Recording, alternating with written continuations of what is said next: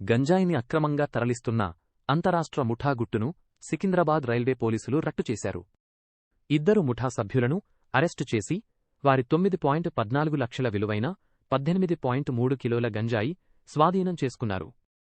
ఒడిషా నుండి సికింద్రాబాద్కు కొనర్క్ ఎక్స్ప్రెస్ రైల్లో తరలించిన 2 నిందితులను సికింద్రాబాద్ రైల్వే స్టేషన్లోని సాధారణ విశ్రాంతి గదిలో అదుపులోకి తీసుకుని విచారించినట్లు తెలిపిన Telangana GRP DSP SN Javed. నిందితులు ఉత్తరప్రదేశ్కు చెందిన అభిషేక్ సింగ్ అలియాస్ గోలు సింగ్, పశ్చిమ బెంగాల్కు చెందిన అభిషేక్ కుమార్ సింగ్గా గుర్తించినట్లు డీఎస్పీ పేర్కొన్నారు.